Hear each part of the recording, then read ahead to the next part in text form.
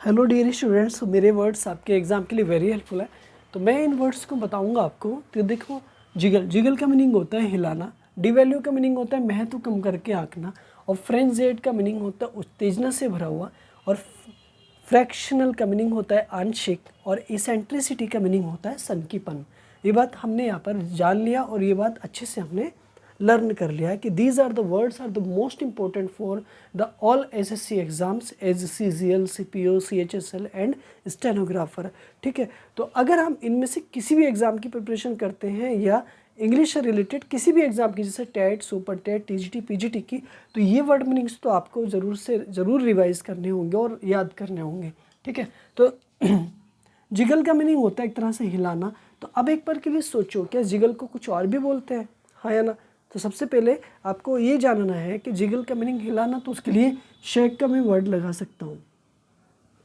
Shake, जब आपको कोई भी डॉक्टर आपको कोई मेडिसिन देता है या कोई ऐसी सिरप देता है, तो वो कहता है कि आप प्लीज़ इससे पहले शेक कर लें, मतलब पहले हिला लें, और हिलाने के बाद आप इसको बच्चे को दें या खुद पिएं। राइट, वो पहले नहीं बोलता है। तो शेक का मतलब होता है एक तरह से, शेक का मीनिंग भी होता है हिलाना। राइट, तो सेम मीनिंग हुआ शेक का मीनिंग भी और जिगल का मीनिंग भी हिलाना हुआ। अब शेक की सेकेंड फॉर्म क्या है? शूक। शेक की सेकेंड फॉर्म भी और थर्ड फॉर्म भी क्या है? शूक है। राइट, ये वाली बात आपको समझ में आ गई। अच्छा, इसी के लिए एक वर्ड आता है ट्रेम्बल।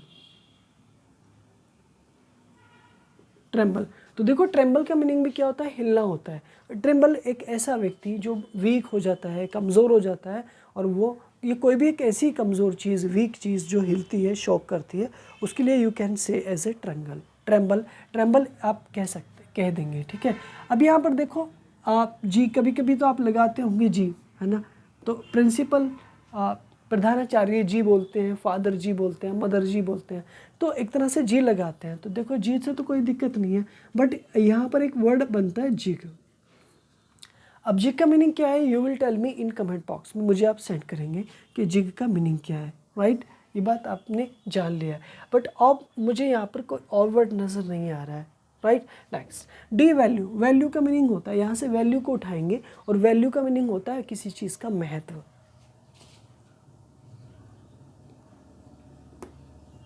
वैल्यू, वैल्यू का मीनिंग होता है महत्व।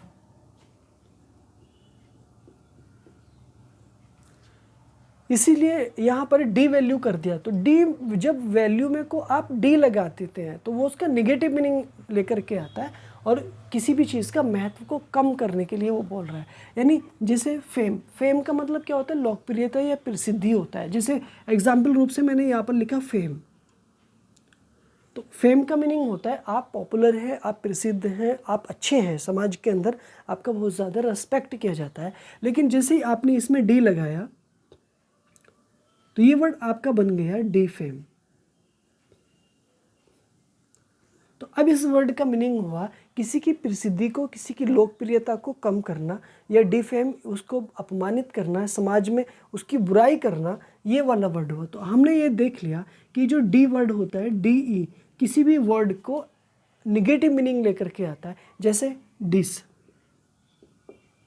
डिस वर्ड भी ऐसा है जो निगेटिव मीनिंग लेकर के आएगा। जैसे क्वालिफाई, इसका अपोजिट बना देगा डिसक्वालीफाई। एबल, इसका अपोजिट बना देगा डिसेबल। हाँ या ना? ठीक है। अच्छा, कभी कभी अन लगाने पर भी आपको एक तरह से निगेटिव मीनिंग मिलेगा। एबल का अपोजिट अनेबल, एबल का अपोजिट डिसेबल, अनक्वालिफाई, डिसक्वालीफाई। राइट, तो ये बात मुझे उम्मीद है आपको अच्छे से समझ आ रही हैं। तो यहाँ पर डी वैल्यू का मतलब होता है महत्व को कम करके आंकना, या किसी चीज़ का महत्व कम कर देना, उसकी इंपॉर्टेंस को कम कर देना। राइट, समझ में आ गया? कोई दिक्कत नहीं। ठीक है, इधर आ जाइए। अब यहाँ पर वैल्यू का मतलब, आपने जब मैथमेटिक्स में सॉल्व किया होगा कि एक्स की वैल्यू क्या है, एक्स का मान क्या है, तो यहाँ पर वैल्यू का मीनिंग आया मान।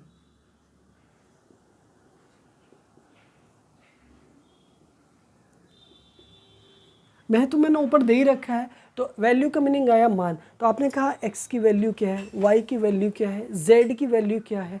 ठीक है, तो ये आपकी इवैल्यूएशन यानी वैल्यू की ओर इशारा करता है। तो वैल्यू क्या है? वैल्यू पर आपको एक्सप्लेन करना है, वैल्यू पर आपको टेलिंग करना है।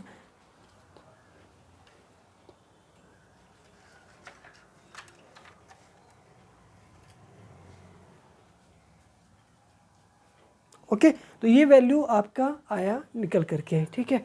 तो जैसे फ्रेंजेड, नेक्स्ट वर्ड है आपका फ्रेंजेड। फ्रेंजेड का मीनिंग होता है उत्तेजना से भरा हुआ। तो फ्रेंजेड का मीनिंग एक तरह से उत्तेजना से भरा हुआ। उत्तेजना का मीनिंग क्या होता है? एक्साइट, एक्साइट होना, ठीक है।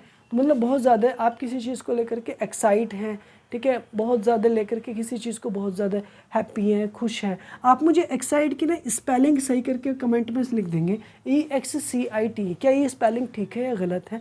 जो भी स्पेलिंग है आप मुझे कमेंट में ज़रूर सेंड करेंगे, ठीक है, मुझे उम्मीद है। फ्रेंजाइड, देखो यहाँ से रेन, रेन देखो वेरी सिंपल सी बात है, मैंने पहले भी आपको बताया था, rain is the second form नहीं है, ठीक है। जबकि रेन, रन नॉर्मली वर्ड ये होता है, रन होता है, हाँ या ना, ठीक है। फिर इसके बाद में सेकंड फॉर्म कौन सी होती है? रेन, हाँ या ना, ठीक है। बट इसके बाद में रन होता है फिर, ठीक है, यस और नो, ठीक है। तो अब यहाँ पर रनिंग होता है, तो रनिंग में डबल एन आएगा, ये एक मिस्टेक होती है, और फिर आपको रन्स यहाँ पर मिलेगा, राइट, यस या नो। तो मैंने first form, second form, third form, ING वाली फॉर्म, और आपको एक तरह से प्रेजेंट में सिंगुलर सेंटेंस में सिंगुलर सब्जेक्ट के साथ यूज़ होने वाली रन्स को भी मैंने आपके सामने नोट लिखा है। मुझे उम्मीद है कि मेरी चारों चीज़ें आपको अच्छे से समझ में आ रही हैं। बट मेरा पर्पज़ क्या है? मेरा पर्पज़ आपको ये एक्सप्लेन करने का है कि रेन के ऊपर मेरा मुद्दा था, रेन को समझाने का था। बट रेन को एक्सप्लेन करने के लिए मैं आपको RAIN भी दे सकता हूँ, RAN भी दे सकता हूँ, ठीक है, REIGN भी दे सकता हूँ, हाँ या ना, ठीक है। तो ये मेरे 3 वर्ड हो गए, आपके समझ में आ रहा मेरी बात को? रेन बारिश, रेन दौड़ा, रेन शासन करना, ठीक है। और एक तरह से आता है REIN, रेन, यह ऊपर होता है, यानी इस ई के बाद सिर्फ आपको ऐड करना है, और यही मैं आपको बताने के लिए जा रहा था, राइट, समझ में आ गई बात, ठीक है। तो रेन और रेन, इन दोनों में जो डिफरेंस होता है ना, वो डिफरेंस क्या होता है वो चेक कर लेते हैं। देखो ये वाला रेन का तो ठीक है, इसका मीनिंग तो नहीं समझ में आ रहा है, बट इसका मीनिंग ज़रूर समझ में आ रहा है।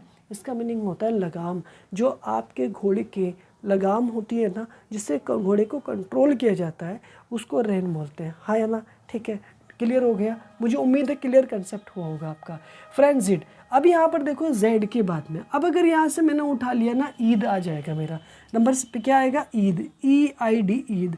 तो ईद क्या है? एक फेस्टिवल है, जैसे दीपावली फेस्टिवल है, होली फेस्टिवल है, ठीक है, ईद एक फेस्टिवल है, राइट, समझ में आ रहा है, ठीक है। तो ईद का मीनिंग क्या होता है? ईद होता है, ये बात आपको समझ में आ गई होगी।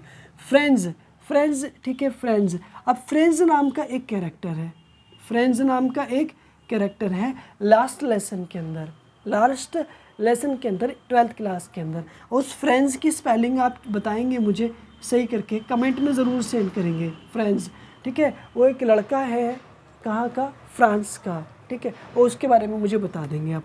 फ्रैक्शनल, फ्रैक्शनल का मीनिंग होता है आंशिक, फ्रैक्शनल का मीनिंग होता है आंशिक। तो ये बना है किससे? फ्रैक्शन से।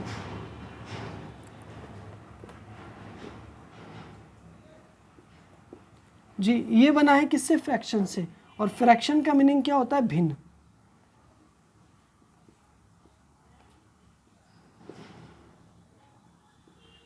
फ्रैक्शन का मीनिंग होता है भिन्न, और भिन्न को कैसे लिखा जाता है? As 5/6 is the right of the fraction, ठीक है। तो मुझे आपको उम्मीद है कि ये बात समझ में आई होगी, ठीक है। तो इसी तरह से फ्रैक्शन बना है आंशिक, आंशिक एक तरह से छोटा अंश, मतलब जिसको टुकड़ों में बांटा जा सकता है, तो ये आपके टुकड़ों में डिवाइड की गई है। इसी तरह से आप, मैं बता देता हूँ आपको फ्रैक्शन, तो एन जिन सेंटेंसेस के लास्ट में लगता है ना, वो नाउन कहलाते हैं। फ्रैक्शन बना आपका, ठीक है, TION बना है, ठीक है, ये बात आपको अच्छे से समझ में आ गई होगी। लेकिन अगर मैं यहाँ से कहूँ रेक्ट, अगर मैं उठाता हूँ, तो रेक्ट तो मुझे नहीं पता, लेकिन रिएक्ट ज़रूर पता है। रिएक्ट का मतलब क्या होता है? रिएक्शन से बना है, react is made of reaction. तो रिएक्शन का मीनिंग क्या होता है? एक तरह से प्रतिक्रिया करना। रिएक्शन, आप उनके रिएक्शन क्या थी, उनकी प्रतिक्रिया क्या थी? या जैसे साइंस में, फिजिक्स में आपने रिएक्शन को पढ़ा होगा, है ना, केमिस्ट्री में आप रिएक्शन पढ़ते हैं, ठीक है। तो रिएक्ट का मतलब क्या होता है? प्रतिक्रिया, कोई भी प्रतिक्रिया करना। तो ये आपका फ्रैक्शनल बना, ठीक है। एक्ट, यहाँ से मैं एक्ट तो ले ही सकता हूँ, आपको अच्छे से समझ आ रहा होगा। एक्ट, एक्ट एक वर्ब है जिसका मीनिंग होता है कार्य करना, कार्य करना। ओके स्टूडेंट्स, कार्य करना, एक्ट का मीनिंग होता है कार्य को करना, राइट। ठीक है, अब यहाँ पर देखो एक्ट है, हाँ या ना मेरे साथ बोलो, एक्ट है। अब एक्ट में ION में यूज़ करूँगा बस, क्या बना मेरा एक्शन, ये क्या बना नाउन, और ये क्या हो गया मेरा कार्य। समझ गया ना मेरी बात को। ठीक है, अब डू का मीनिंग भी कार्य करना होता है, जैसे मैं लिख दूँ डू, तो डू का मीनिंग भी कार्य करना होता है, हाँ या ना। ठीक है, और वर्क का मीनिंग भी कार्य करना होता है, हाँ या ना मेरे साथ बोलो। ओके, वर्क का मीनिंग भी कार्य करना होता है, बट एक्शन इज कार्य होता है। ठीक है, तो एक्टिविटी इसी से बना है, इसी से उत्पन्न हुई है एक्टिविटी। देखो मैं लिख देता हूँ यहाँ पे, देखो ACTIVITY एक्टिविटी। तो देखो आया ना, आया एक्ट, हाँ या ना। ठीक है, जो एक्ट आया ना आया, ठीक है, हाँ एक्ट तो ऑलरेडी दे रखा है। तो एक्टिविटी का मतलब होता है क्रियाविधि, क्रियाविधि या क्रियाकलाप। ठीक है, क्रियाविधि, क्रियाविधि या क्रियाकलाप, एक्शन। अब इसी से बनेगा एक्ट्रेस, एक्ट्रेस, हाँ या ना। नायिका, जिसे आप हीरोइन कहते हैं, उसी के बाद यानी काम को करने वाली फीमेल जो होती है वो एक्ट्रेस कहलाती है। तो इसी का ओपोजिट बनेगा एक्टर, यानी काम को करने वाला मेल जो होता है वो एक्टर कहलाता है। मुझे उम्मीद है कि ये सारे वर्ड्स आपको अच्छे से समझ आए होंगे और बड़े प्यार के साथ समझ आए होंगे। ठीक है, अगला वर्ड है आपका इसेंट्रिसिटी। इसेंट्रिसिटी आपका सिंगल वर्ड है। देखो यहाँ पे इसेंट्रिसिटी का मीनिंग होता है सनकीपन, और सनकीपन का मीनिंग क्या होता है, अचानक से किसी भी काम को करना और अचानक से किसी भी काम को छोड़ देना, ये सनकीपन होता है। लेकिन किसी भी काम को एकदम से करना और छोड़ना ये सब ठीक नहीं होता है, क्योंकि ये सब एक लॉन्ग टाइम तक नहीं होता है। एकदम से टेम्परेरी सक्सेस हो सकता है, बट एक लॉन्ग तक नहीं जा सकता है। तो लंबे समय तक आपको स्ट्रांग होने के लिए आपको थोड़ा सा हिसाब से काम करना होगा, हाँ या ना मेरे साथ बोलो। ठीक है, सेंट यहाँ से ले लो, सेंट, सेंट। तो देखो सेंट क्या है, व्हाट इज सेंट। तो सेंट एक तरह से मुद्रा होती है। ठीक है, सेंट एक तरह से मुद्रा होती है ना, हाँ या ना में जवाब दो, होती है ना। ठीक है, समझ आ रहा है ना। ठीक है, मैं यहाँ पर लिख सकता हूँ, हाँ या ना में जवाब दो। देखो सेंट, तो सेंट का मतलब क्या होता है, एक तरह से मुद्रा होती है। और सेंट कपड़ों पर लगाने वाला सेंट भी होता है ना। और एक SENT सेंट होता है, ये सेंट की सेकेंड फॉर्म होती है, जिसका मीनिंग होता है भेजना, भेजा। और सेंट का मीनिंग होता है सेंट, यानी कि इत्र भी होता है। ठीक है, और SCENT होता है। ठीक है, वो मुझे नोट करके देंगे आप। ठीक है, एक्सप्लेन करेंगे कमेंट में सेंट की सही स्पेलिंग क्या है। ठीक है, सेंट आ गया। ठीक है, उसके बाद में सिटी, सिटी तो दिखाई दे रहा होगा आपको, आप अच्छे से जानते हैं। सिटी का मीनिंग क्या होता है, शहर होता है। तो दिल्ली, मुंबई, कलकत्ता, मुंबई, चेन्नई, ठीक है, इसके साथ में मुरादाबाद, ये सब क्या है, सिटी है, हाँ है ना। अब सिटी को जब तुम्हें प्लूरल बनाना है ना, तो वाई को जब आप प्लूरल बनाते हो तो IES में कन्वर्ट कर देते हैं, जैसे CIT। ठीक है, IES में कन्वर्ट कर देंगे, तो ये बनेगा आपका सिटीज़, यानी सो मेनी सिटीज़, शहर होते हैं। ठीक है, अब उसके बाद में ना मुझे कोई और वर्ड नज़र नहीं आ रहा है। मैं उम्मीद करता हूँ कि मेरी वीडियो आपको अच्छी लगी है और मेरी क्लास आपको बहुत अच्छी लगी है, बट मेरे साथ एक बार रिवाइज़ तो ज़रूर बनता है ना, हाँ या ना। बिना रिवाइज़ के तो एजुकेशन में मज़ा नहीं आने वाला, आएगा क्या। चलिए खैर कोई नहीं। जिगल, जिगल का मीनिंग होता है हिलाना। शेक का मतलब भी होता है हिलाना। डिवैल्यू का मीनिंग होता है किसी का महत्व कम कर देना। फ्रेंजाइड का मीनिंग होता है उत्तेजना से भरा होना। फ्रैक्शनल का मीनिंग होता है आंशिक। और इसेंट्रिसिटी का मीनिंग होता है सनकीपन। इसी से बनेगा एक तरह से शेक, शेक का मीनिंग हिलाना। Shook is the second form. Tremble भी कप कपाना। जी लगाते हैं आप बेसिक तरीके से बोलने में।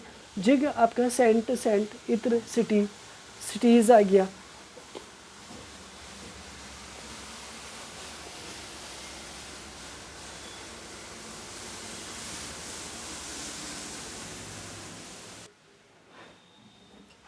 जी, तो वैल्यू का मीनिंग होता है महत्व। फेम का मतलब होता है प्रसिद्धि। तो डिफेम इसकी प्रसिद्धि को कम करना। वैल्यू का मीनिंग होता है किसी भी चीज़ का मान या महत्व। एक्साइट, EXCITE, एक्साइट की मुझे स्पेलिंग आप कमेंट में बताएंगे। Rain, run, rain, run, running और रेन्स।